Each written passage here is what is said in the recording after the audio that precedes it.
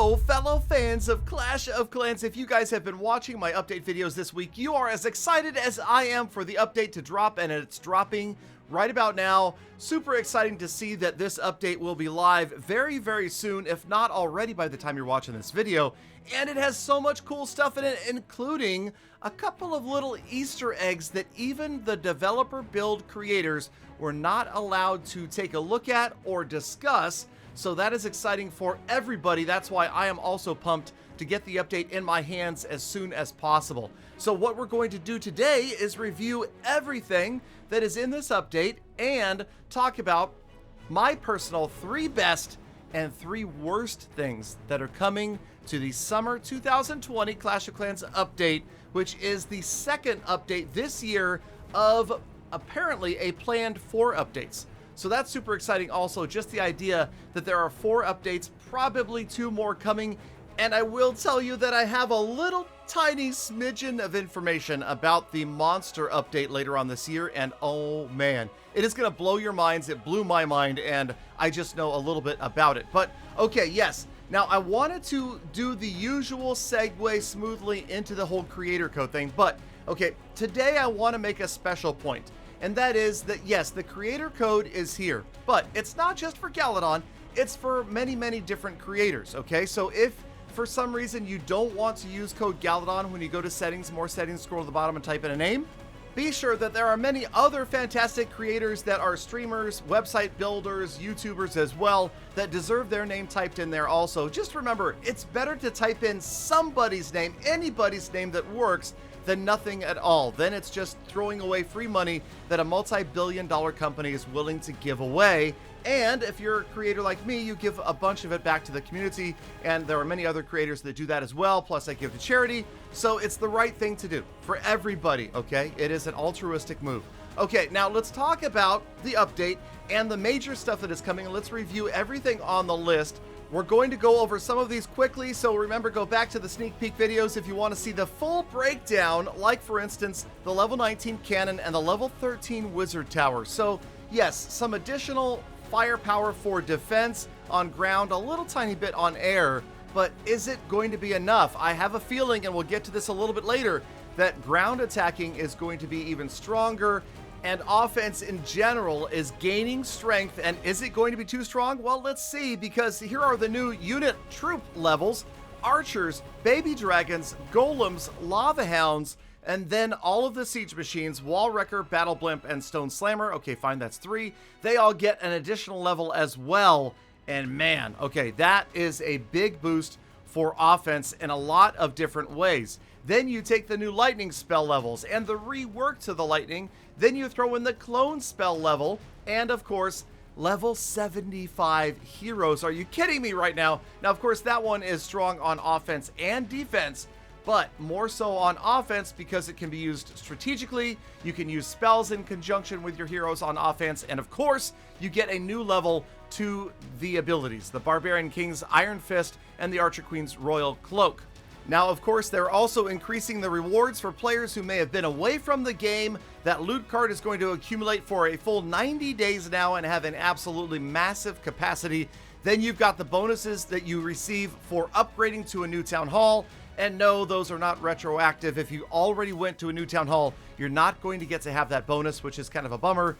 You had a bunch of builder-based changes. You guys can go check those out. Again, on the other sneak peek video, there were a ton of changes to the builder hall side. And then, of course, there was just some like user interface. The biggest one for me was, of course, the friendly challenge army interface. That is huge. That is going to make it so much easier to test out bases, to test out armies, and just really user-friendly all the way around, and is surely going to benefit amateurs and pros alike. And then you had a ton of bug fixes as well, lots of just little things that were improved, and yes, it makes for a pretty big update, but of course we haven't even touched on the biggest stuff, okay?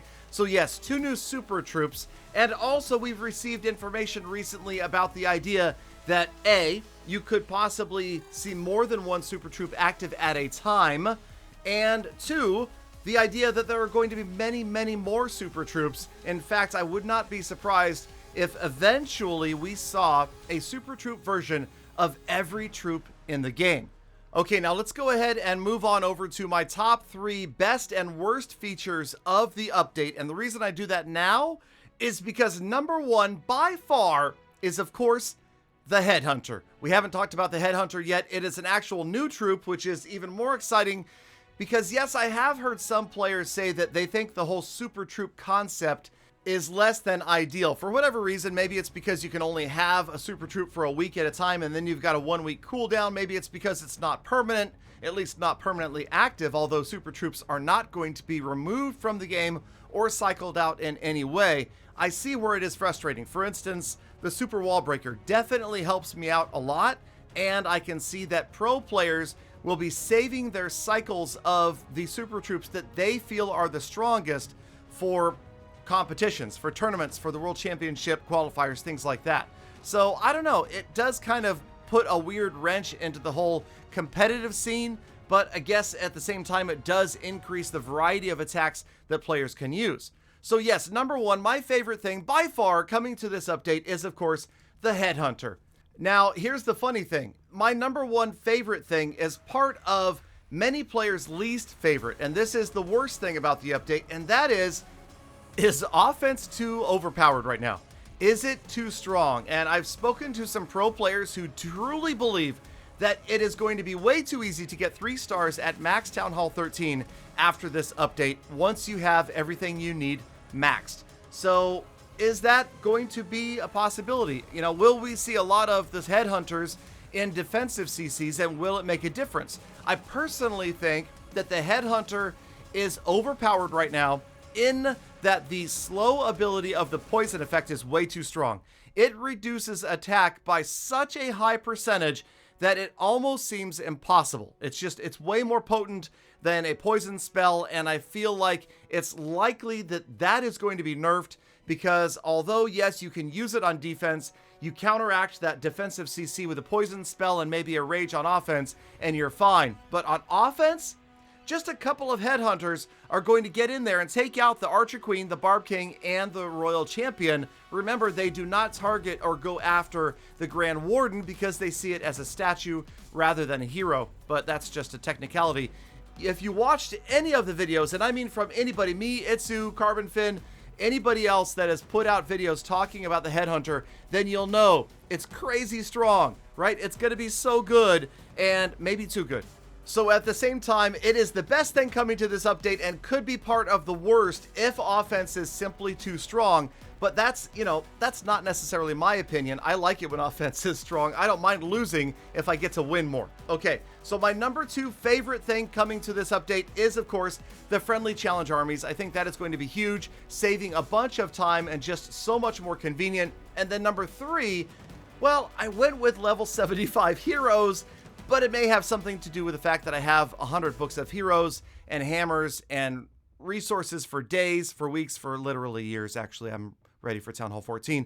But I'm just saying, I am excited about level 75 heroes because Queen charges are some of my favorite things to do, and I'm looking forward to having an even stronger Queen when defense hasn't really seen that much of a buff beyond cannons and wizard towers.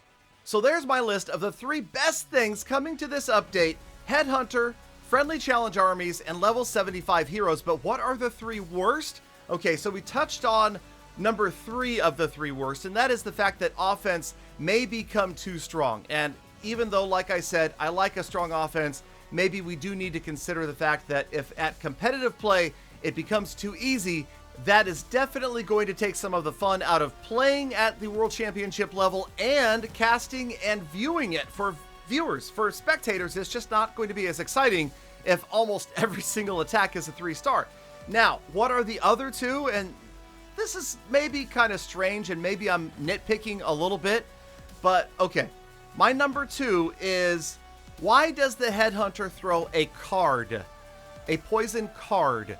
That makes no sense to me unless you're intentionally trying to have some sort of crossover from Clash Royale. There's nothing in Clash of Clans even remotely related to a card of any shape or form. So why would they choose a card as opposed to a throwing star or a dart or any sort of other implement that could be considered a Headhunter weapon? How about a scythe? You know, how about something like that that actually lops off heads?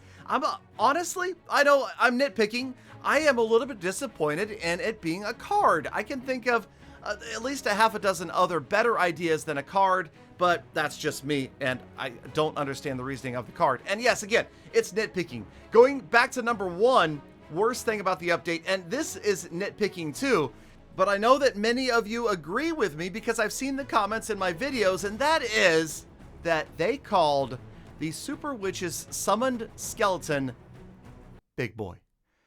Really? Big Boy? No, see, I don't know about you guys, but in the area of the country in the United States where I grew up, there was a restaurant called Bob's Big Boy. Okay, it was like a hamburger joint. And for some reason, and whether or not you know about Bob's Big Boy or you've never heard of it before, I feel like the name Big Boy is awkward. It just doesn't fit. Again, it's kind of like the card. It's like this came out of left field. I, again, could easily come up with at least a half a dozen better names for the... Wait a minute, that's it. That's it. Okay, contest, you guys. Contest on my Twitter account, okay? Tweet me at Galadon Gaming.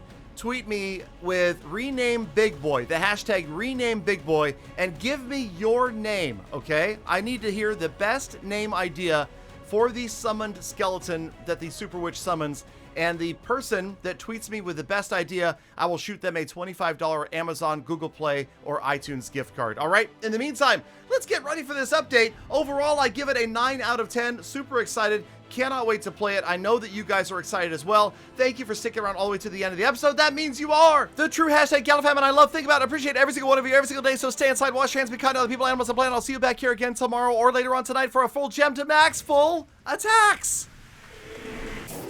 Facebook Gaming, fb.gg/real Galadon Gaming, where tonight Galadon will be gemming the entire update to max. That is right, Peter, you get your wish. I will be spending massive gems. Galadon, now that's what I like to hear.